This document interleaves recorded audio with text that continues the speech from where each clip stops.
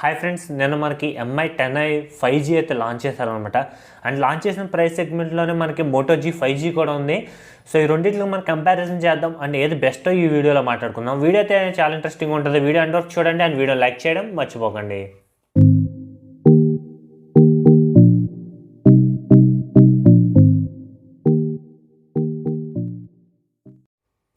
First మనం MI 10i 5G గురించి వచ్చేస్తే ఇది మనకి 6.67 ఇంచెస్ అయితే ఉంటుంది అనమాట. IPS LCD display 120 HS refresh rate అయితే ఉంటుంది అనమాట.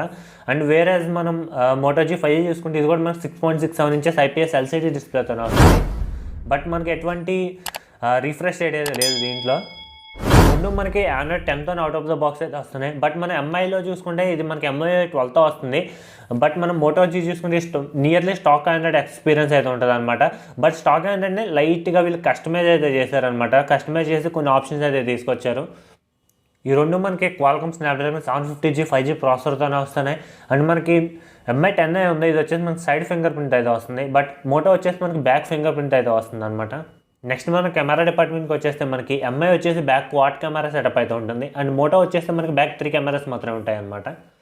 ఫస్ట్ మనం ఎంఐ గురించి వచ్చేసి మెయిన్ కెమెరా వచ్చేసి మనకి 108 మెగాపిక్సెల్ అయితే ఉంటుంది అనమాట. ఇది వచ్చి మనకి సామ్సంగ్ సెన్సార్ అయితే యూజ్ చేశారు.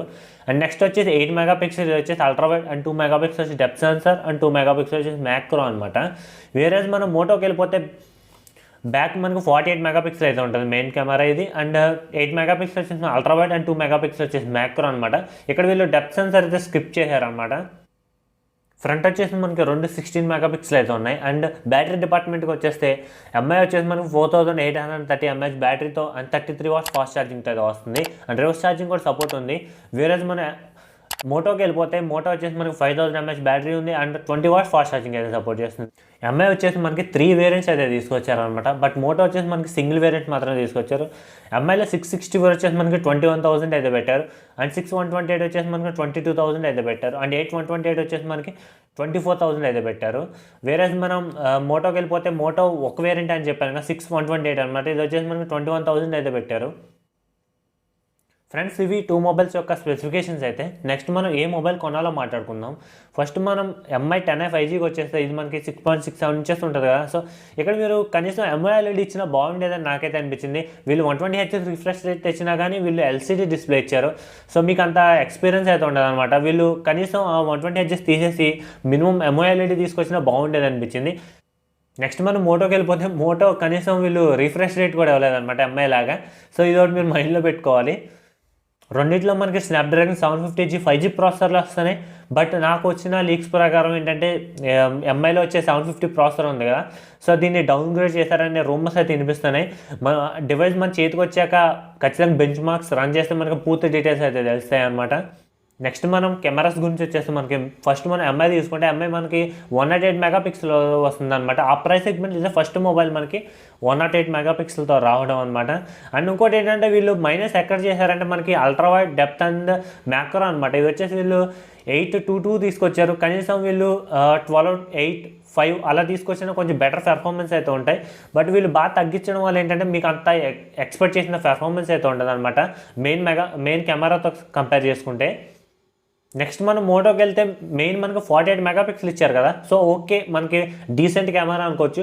బట్ మిగతా 2 కెమెరాస్ ఉన్నాయి, వీళ్ళు కూడా ఎంఐ బాట్లోనే పైన ఇచ్చారని చెప్పొచ్చు. 8.2 అంట. సో వీళ్ళు కూడా కొద్దిగా 12 మెగాపిక్సెల్ కానీ 5 మెగాపిక్సెల్ కానీ ఇలా తీసుకొచ్చుంటే మిగతా 2 కెమెరాస్ మనకి కొంచెం బెటర్ అవుట్పుట్ అయితే వచ్చేది. బట్ మనం ఓవరాల్గా కంపేర్ చేసుకుంటే మీకు ఎంఐ యూఐలో మీకు కొంచెం బెటర్ ఆప్టిమైజేషన్ ఉంటుంది కాబట్టి మీకు కెమెరా పరంగా కొంచెం ఎక్కువ క్వాలిటీ పిక్చర్స్ వచ్చేసి మనకి ఎంఐ 10i 5Gలోనే వస్తాయి. ఇదొకటి మీరు దృష్టిలో పెట్టుకోవాలి.